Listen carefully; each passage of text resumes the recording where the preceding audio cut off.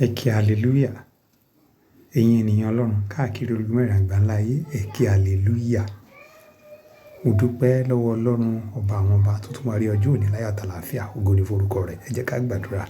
Ní orúkọ Jésù, ní orúkọ Jésù, lórúkọ Jésù, Ọlọ́run àgbáyé, àgbẹ̀ ọ̀gá ṣe ọlọ́ba fún gbogbo rẹ̀. Oríire gbogbo nínú ayé wa sọ wípé o ṣe gbà ẹ̀yìn wa. Gbogbo ẹ̀ṣẹ̀ dáríjì wá. Yà wá sí mọ́ kórè wá sínú ibú ẹ̀jẹ̀ rẹ̀.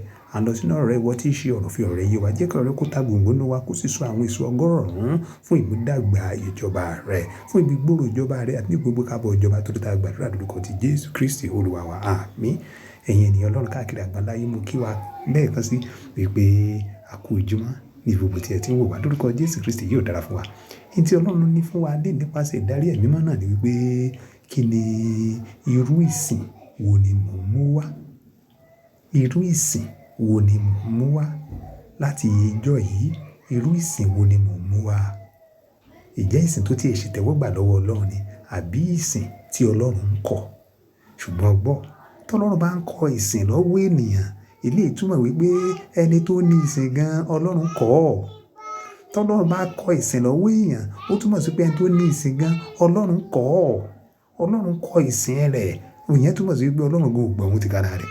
Ẹ jẹ́ ká sáré wo ìwé ìrètí Jòhánù orí ìkẹrin ẹsẹ̀ ìkẹtàlélógún.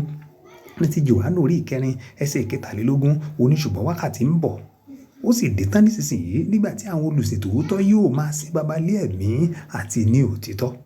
Nítorí irú wọn ni Baba ń wá kí ó máa sin òun. Irú ìsìn wo ni o ti ń mú wá? Ìjẹ́ ìṣe ìsìn àgbèrè? Ìjẹ́ ìṣe ìsìn ọ̀mùtí? Ìjẹ́ ìṣe ìsìn owú jíjẹ? Ìjẹ́ ìṣe ìsìn irọ́ pípa? Ìjẹ́ ìṣe ìsìn àlè yíyàn? Ìjẹ́ ìṣe ìsìn ara bíbó? Ìjẹ́ ìṣe ìsìn àwọn oríṣiríṣi èròkérò?